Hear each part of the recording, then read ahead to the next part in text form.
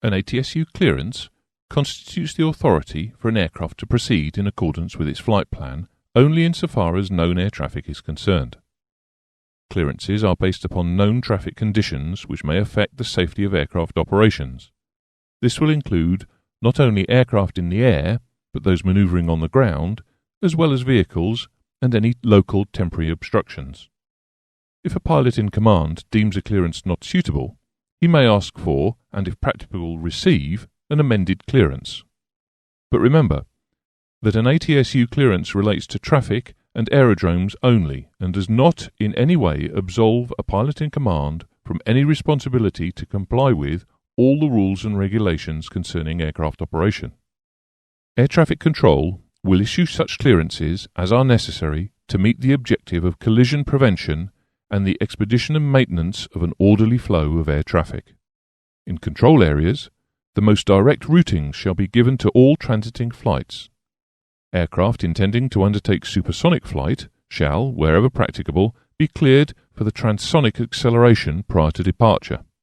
When it becomes apparent to an ATSU that the air traffic levels are in excess of that normally catered for in a given period of time, location or area, then the ATSU is to notify other ATSUs concerned.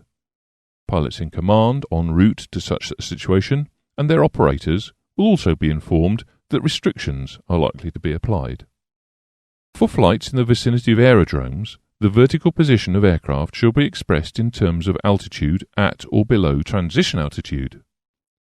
So remember, when ascending through the transition layer, vertical position is expressed in terms of flight level, and when descending, it is expressed in terms of altitude. After approach clearance has been issued and the descent to land commenced, the vertical position of the aircraft above the transition level may be expressed by reference to QNH-based altitude, provided that level flight is not anticipated. Primarily applicable to turbine-engined aeroplanes, for which it is well suited, a continuous descent uninterrupted from a high level is desirable. When an aircraft, which has been given a clearance as number 1 to land, is completing its approach using QFE, the vertical position of the aircraft shall be expressed in terms of height above aerodrome elevation. However, vertical position shall be expressed in terms of height above the runway threshold elevation, for instrument runways if the threshold is 7 feet or more below aerodrome elevation, and for precision approach runways.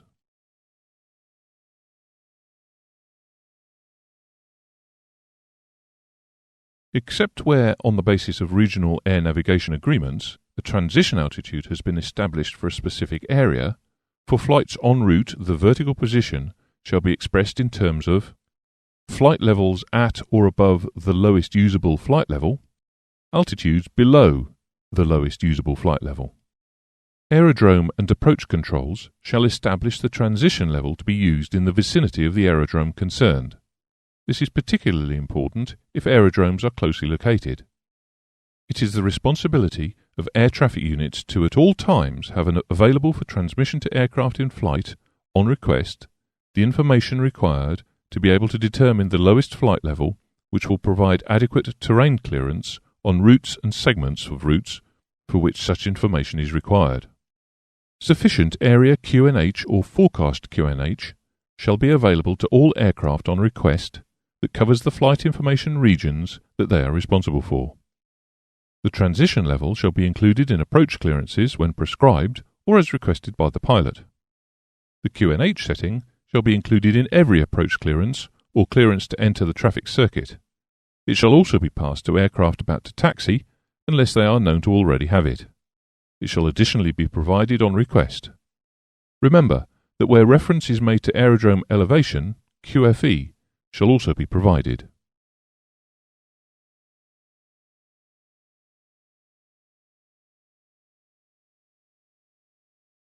Oxbow 345, cleared straight in ILS approach, runway 24, descend to 3,000 feet, QNH 1011, report established on the localizer. Altimeter settings provided to aircraft shall be rounded down to the nearest millibar. For aircraft in the heavy wake turbulence category, the word heavy shall be included immediately after the aircraft call sign in the initial radio contact between the aircraft and air traffic unit prior to arrival or departure. The MLS capability designator shall also be included in the initial radio communications prior to departure and arrival.